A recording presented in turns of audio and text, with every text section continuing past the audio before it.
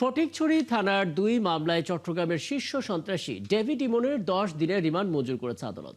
বিস্তারিত আমরা জানতে চাই, যুক্ত হচ্ছে চট্টগ্রাম থেকে সহকর্মী প্রণবেশ চক্রবর্তী। প্রণবেশ, অনেকগুলো মামলার কথা আমরা শুনতে পাচ্ছি ডেভিড ইমনের, যেহেতু তিনি শীর্ষ সন্ত্রাসী। ঠিক কোন কোন মামলার প্রেক্ষিতে রিমান্ড চেয়েছে পুলিশ? কয়টি মামলার রিমান্ড এখনো শুনানি চলছে? আইনি প্রক্রিয়া আসলে সামনের দিকে কিভাবে এগোবে একটু জেনে নিতে চাই প্রণবেশ আপনার কাছ থেকে।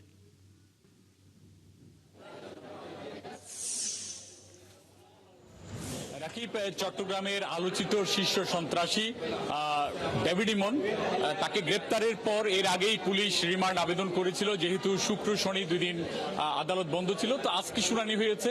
আজকে চট্টগ্রামের জেলা ম্যাজিস্ট্রেট ৩য় আদালতে তার রিমান্ড শুনানি হয়েছে।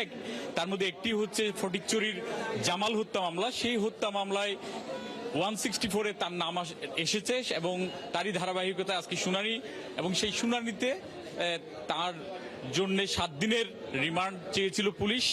শুনানি শেষে আদালত 5 দিনের রিমান্ড মঞ্জুর করেছে।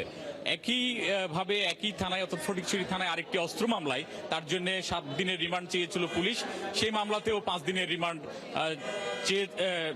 মঞ্জুর করেছে আদালত। এর পরবর্তীতে পার্শ্ববর্তী আরেকটি কোর্টে তাকে তোলা হয়, এটি হচ্ছে হাটাজারি থানায়।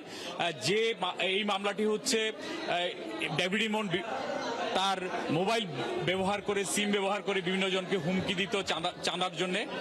সেই মামলায় তাকে হাটাজারি থানায় তোলা হয় এবং হাটাজারি এই মামলায় আদালত তাকে শোনেরিস্ট অর্থাৎ গ্রেপ্তার দেখিয়েছে এবং এর মধ্যে তাকে আদালত থেকে পুলিশ কাস্টডিতে নিয়ে যাওয়া হয়েছে ডেভিড ইমনকে।